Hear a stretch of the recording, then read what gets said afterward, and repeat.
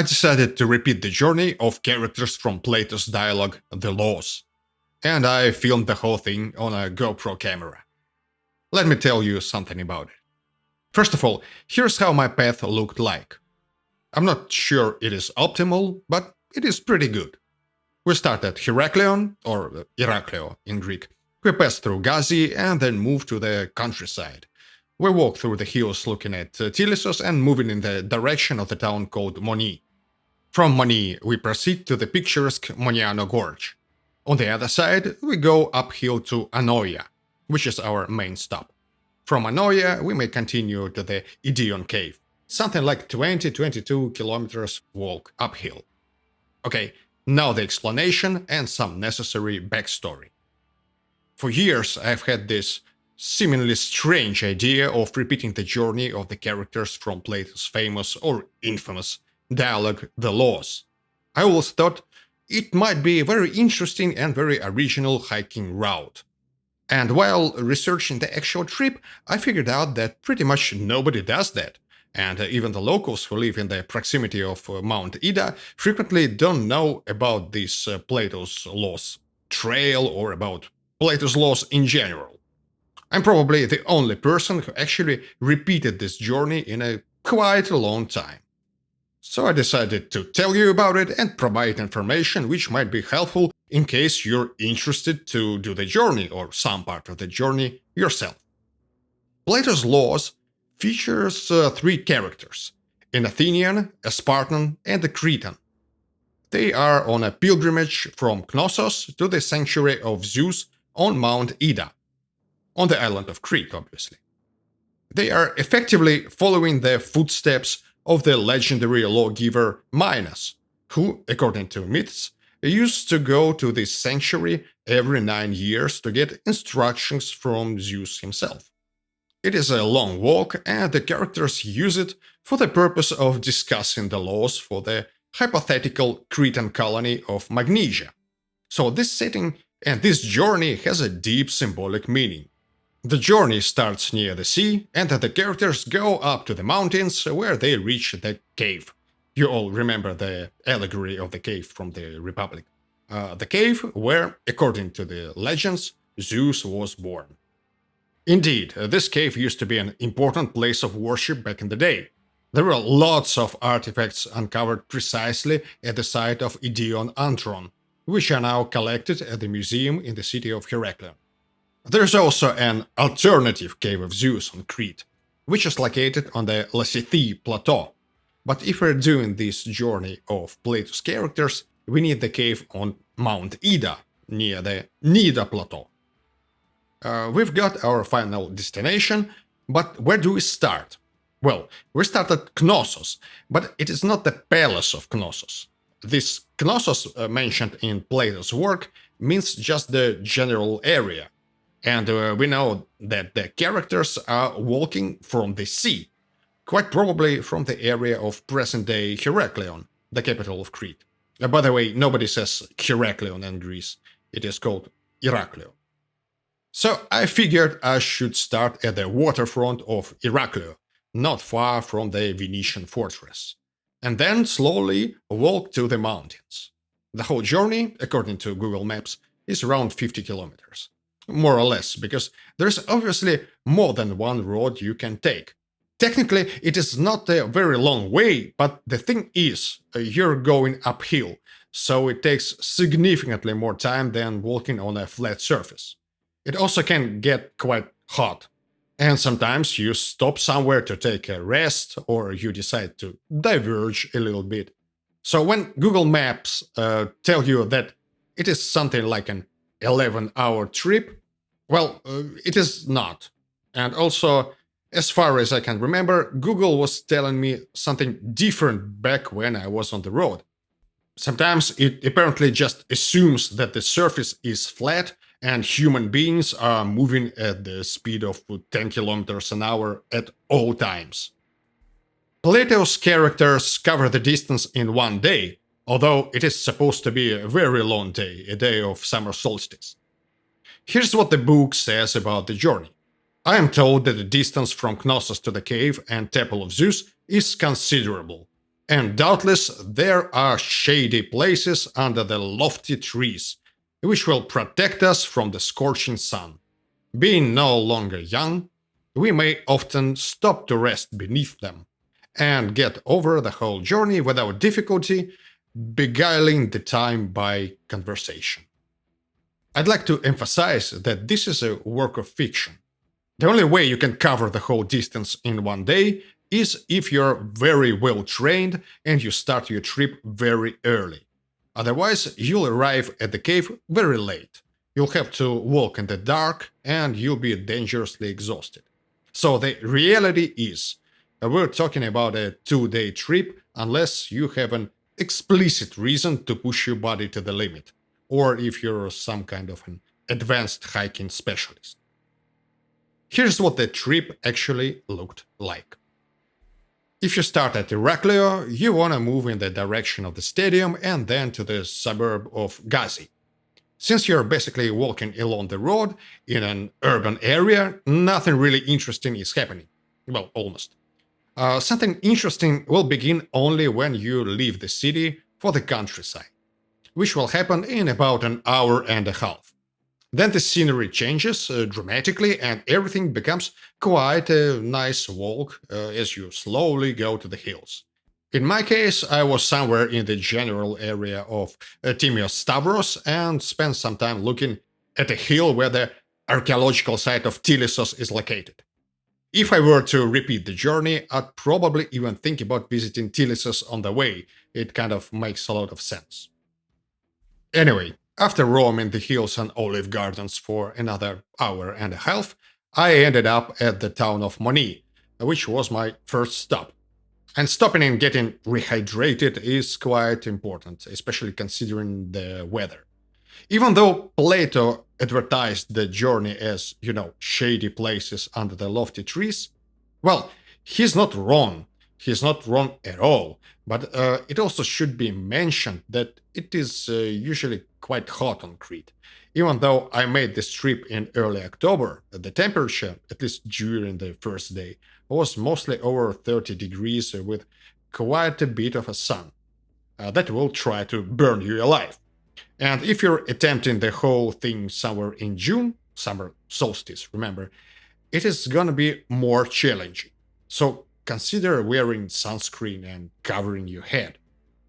Moni was a nice stop, and it is a short walk, like 20 minutes, to the Moniano Gorge. Now, the action camera hides the size and the intimidating beauty of the whole thing. The gorge is actually jaw-dropping.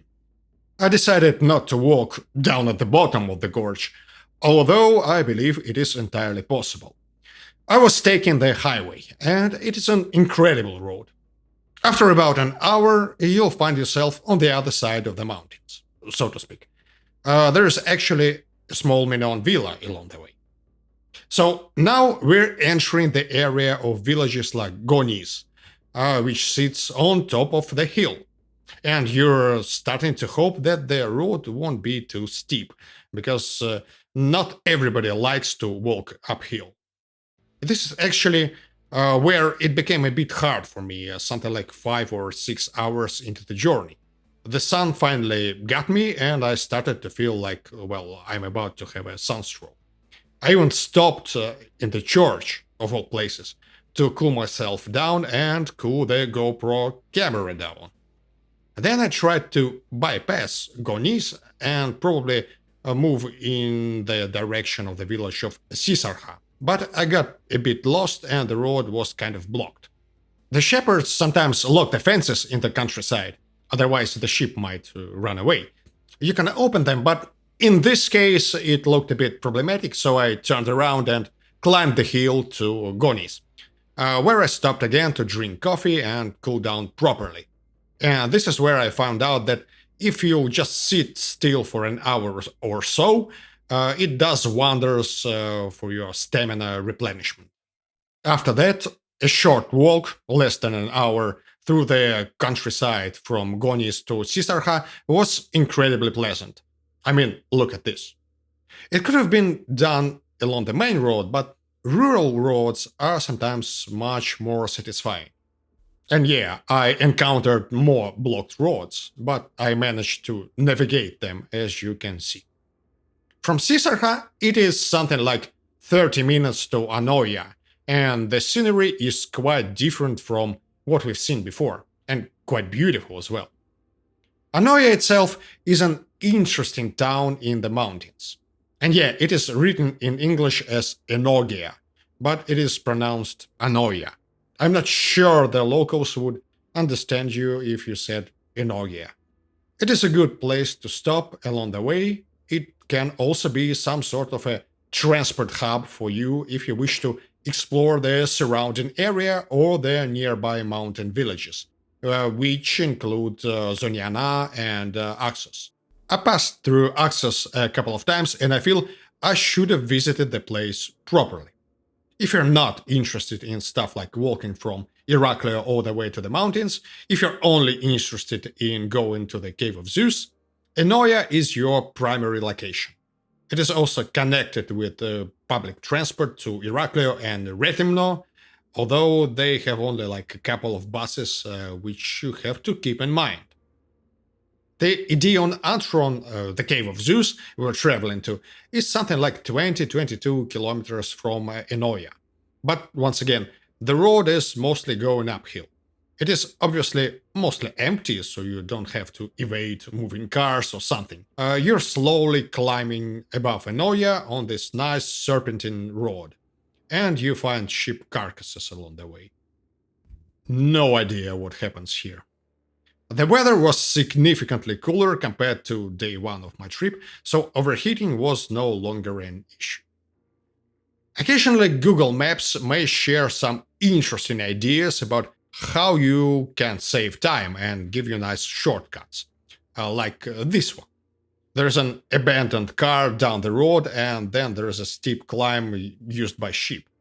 But the distance seems to be like 50 meters shorter than the alternative path along the paved road. You'll definitely save a lot of time. No, just no. Something like 7 kilometers from Anoia, you see the archaeological site of Zomintos. It is a small plateau where a large Minoan villa was uncovered. Unfortunately, it was closed due to the excavation works, so I missed another opportunity to look at the collection of scattered stones. No, seriously, remains of the Minoan buildings are generally in such a horrible condition that it's just mostly a pile of bricks, sometimes assembled into some kind of pattern during the restoration works. Eventually, you arrive to the monument overlooking the plateau of Nida. The scenery up to this point was quite stunning, but this is simply gorgeous. And you can see the cave of Zeus here in the distance. There it is. You can see it, but it is something like an hour of walking distance. And it is a pretty good hour. Well, you can see it for yourself. The road leads to something that looks like an abandoned tourist center. It is not a very frequently visited location, indeed. You don't have any public transportation there, you won't find any taxis, nothing. Tourists just come there in rented cars, and you won't see too many of them. There are some works there, and probably a new path leading up to the cave is already in place. Anyway, from the main road, you need to climb a little bit to the cave entrance. The cave itself is not very large, but what is interesting is that it has its own microclimate, which leads to an interesting situation that sometimes even in April or May, people cannot get inside the cave because it is either blocked by snow or the officials won't let you in because it is simply too dangerous. So if you're planning to visit Ideon Antron, be aware of this situation. It is a nice place, but obviously it is not for everyone and you have to have some good reasons to go there, either from Anoia or on a car or a bike. I had a very good reason. I had a very good reason for years. And it never was about the cave per se, it was about the whole trip and about following the footsteps of Plato's characters. Obviously, you won't spend too much time in the cave since it is quite compact. but you can walk a little bit on the nearby Nida Plateau, since you're already there. I will publish the video of the whole trip, over 12 hours long, with some timestamps for your convenience. I'm pretty sure that nobody's interested in sitting the whole 12 hours watching GoPro footage in real time, but I know that having the footage of the whole trip can be helpful for people who want to either repeat the journey or only the last part of it, the one that's leading to the cave. Makes sense for planning. I didn't have this kind of footage or any kind of footage, but if I did, I'd probably have done a couple of things slightly differently and used the time slightly more effectively. So, thank you for watching, and I hope this piece of travel blogging was entertaining.